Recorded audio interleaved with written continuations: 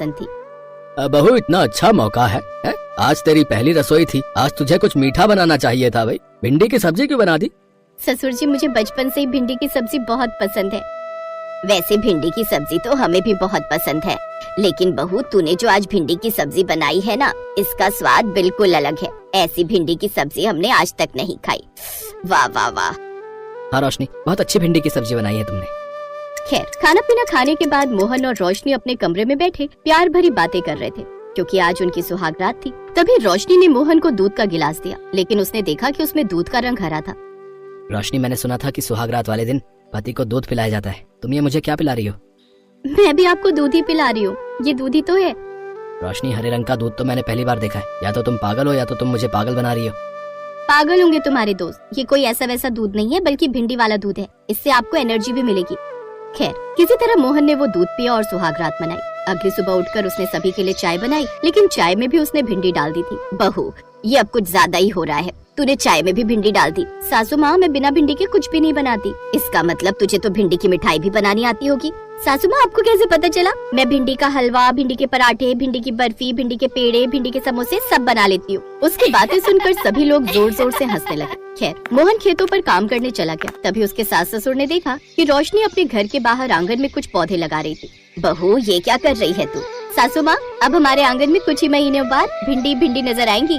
बहू, जब तू भिंडी लगा ही रही है तो इसके साथ ही साथ लौकी, तुरई, कद्दू ये सब भी लगा दे। हमने भिंडी की तारीफ क्या कर दी? तू तो हमेशा भिंडी बनाती रहती है, कभी कभी कुछ और भी बना दिया कर। लेकिन कुछ सालों बाद ऐसा हुआ कि बारिश बिल्कुल नहीं हुई और सभी की फसलें पूरी तरह बर्बाद हो गई। माहौल ऐसा हो गया कि लोग भूखों मरने लगे। गाँव की एक चाय की टपरी पर कुछ आदमी भूखमरी के बारे में चर्चा करने लगे। अरे भैया नंद किशोर, लगता है ये गांव भारत के नक्शे से अब जल्दी ही मिटने वाला है। बिल्कुल सही कह रहे हो भाई साहब, अब तो हम लोगों के घर में न खाने को अनाज बचा है और न ही दवाई कराने के लिए पैसे। पिछले 2 सालों से न बारिश हुई, न ही कोई कमाई हुई। तभी वहाँ पर भागता हुआ मोहन आ गया। अरे नंद किशोर चाचा, तुम यहाँ बैठे हुए, जल्दी से अपने घर में जाओ। तुम्हारे माँ बाप अब इस दुनिया में नहीं रहे। मोहन की ये खबर सुनकर सभी के रोंगटे खड़े हो गए। नंद किशोर ने अपना पूरा परिवार खो दिया। धीरे धीरे गांव के और भी लोग अपनी जान गंवाने लगे। लोग भूख की वजह से मरने लगे। मोहन अपनी आंखों के सामने गांव वालों को तबाह होते हुए देख रहा था, पर वो कुछ भी नहीं कर पा रहा था। मोहन, अगर ऐसे ही चलता रहा तो एक दिन हमारा परिवार भी हमारी नजरों के सामने खत्म हो जाएगा। मेरे मायके से थोड़ी दूर पर एक जंगल है, वहाँ पर एक बाबा रहते हैं, उनसे चलकर बात करते हैं, वो कोई उपाय जरूर बताएंगे। रोशनी, वैसे तो मैं इन बाबाओं पर और अंधविश्वास पर भरोसा नहीं करता, लेकिन अपने गाँव को बचाने के लिए मैं कुछ भी कर सकता हूँ। बहू बिल्कुल सही कह रही है बेटा, हर बाबा पाखंडी नहीं होते। कुछ तांत्रिक आज भी मौजूद हैं जिनके पास बहुत ज्ञान है, वो जरूर कुछ कर सकते हैं। मोहन रोशनी के साथ उसके मायके के पास एक घने जंगल में पहुंच गया। वहाँ पर एक बाबा की कुटिया बनी थी। वो दोनों कुटिया के अंदर घुस गए। बाबा, ये मेरे पति हैं। मेरे ससुराल में पिछले 2 साल से बारिश ही नहीं हुई। हमारा गाँव गरीबी रेखा से भी नीचे चला गया है। हमारे गाँव की तरफ कोई ध्यान नहीं दे रहा। लोग भूख की वजह से मर रहे हैं। हमारी आंखों के सामने देखते ही देखते कई परिवार तबाह हो गए।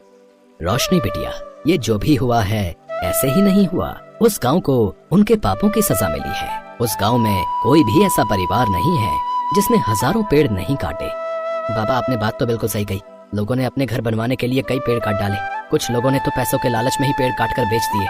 अगर पेड़ गलती से कट भी जाते हैं तो अपने घर के सामने 2-3 नए पेड़ लगा लेने चाहिए, जिससे ये कुदरत संतुलित रहती है। असंतुलन की वजह से ही बारिश नहीं हो रही। बाबा, इसका कोई उपाय तो होगा? तुम दोनों को मिलकर गांव में बहुत बड़ा भंडारा करना होगा। सभी को खाना खिलाना होगा और खाना खाते वक्त गांव का हर एक इंसान हर एक निवाले के साथ इस कुदरत से पेड़ काटने के जुर्म में माफी मांगता जाए, तभी बारिश हो सकती है। और बारिश होते ही सबसे पहले पेड़ लगाना, उसके बाद अपनी खेती करना, वरना दोबारा भूखमरी आ जाएगी। ठीक है बाबा, हम कल ही बहुत बड़ा भंडारा करते हैं। दोनों वापस आ गए। अब उसके सास ससुर भंडारे को लेकर रोशनी, हम भंडारा कैसे रखेंगे? ये गांव बहुत बड़ा है। अब तो हमारे पास भी इतना अनाज नहीं बचा कि पूरे गांव को खिला सके। बेटा, अगर बाबा जी ने बताया है तो हमें किसी भी हालत में यह करके देखना चाहिए, क्योंकि इसके अलावा हमारे पास कोई दूसरा रास्ता नहीं है। अब वो लोग भंडारे को लेकर परेशान हो गए। तभी अचानक रोशनी के दिमाग में एक ख्याल आया। सुनिए, हमारे आंगन में जितनी भी भिंडी लगी है उन सब की सब्जी बनाएंगे ताकि सारा गाँव खा सके। ये सुनकर उसकी सास हंसने लगी। बहू तो बड़ी भोली है। हमारे आंगन में जितनी भिंडी लगी है ना, अगर सारी भिंडी तोड़कर भी हमने सब्जी बना ली तो भी सिर्फ ज्यादा से ज्यादा 10 लोग ही खा पाएंगे। सासू माँ, मैं तरी वाली भिंडी बनाऊंगी। मुझे पता है कि तरी वाली भिंडी नहीं बनाई जाती, पर इसके अलावा कोई चारा नहीं है अपने पास। कम से कम 50 बाल्टी पानी डालेंगे और जितनी भी भिंडी है वो सब डाल देंगे। फिर ढेर सारा नमक और मसाला डालकर सब्जी बनाएंगे तो बुरी नहीं लगेगी। बहू बिल्कुल सही कह रही है, और वैसे भी अभी हमें स्वाद नहीं, लोगों की जानें देखनी है। तो ठीक है, मैं जल्दी से सारी भिंडी तोड़ लाता हूँ। बेटा वो सब हम कर लेंगे, अभी तो गांव वालों को इकट्ठा कर। बाबा ने जो भी बताया गांव वालों को समझा दे। उसके बाद गांव के कुछ लड़कों को भी बुला लेना। सब लोग मिलकर भंडारा करेंगे तो जल्दी हो जाएगा।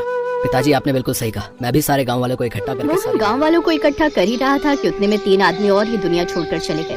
पहले तो उनका अंतिम संस्कार किया गया, उसके बाद मोहन ने भंडारे वाली सारी बात गाँव वालों को बता दी। बेटा बाबा ने जो भी बताया बिल्कुल सही बताया। हम अपने फायदे के लिए पेड़ काट डालते हैं और ये नहीं सोचते कि हम अपने लिए ही गड्ढा खोद रहे हैं। हम सबको मिलकर जल्द से जल्द भंडारा करना होगा और कुदरत से और प्रकृति से माफी मांगनी होगी। हम सब तरी वाली भिंडी बनाने में रोशनी बहू की मदद करेंगे। आज रात भर कोई नहीं सोएगा इस गाँव में। हाँ, सारा गाँव उस रात नहीं सोया। सब रोशनी के साथ मिलकर सब्जी बनवाने लगे। उन लोगों ने उतनी भिंडी में 50 बाल्टी पानी मिलाकर तरी वाली बनाते बनाते सुबह हो गई। खैर, सारे गांव ने वैसा ही किया जैसा बाबा ने बताया था। 1 घंटे में ही बारिश शुरू हो गई। अब जल्दी से भंडारा शुरू करते हैं, लेकिन गांव वालों याद रखना, हर निवाला अंदर लेते समय उन पेड़ों को काटने के लिए कुदरत से माफी मांगते रहना। अगर एक भी निवाला बिना माफी मांगे खाया तो ये भुखमरी कभी खत्म नहीं होगी और ये गाँव वीरान हो जाएगा।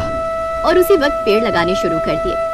उस दिन के बाद किसी ने भी पेड़ नहीं काटे और सभी खुशी खुशी रहने लगे।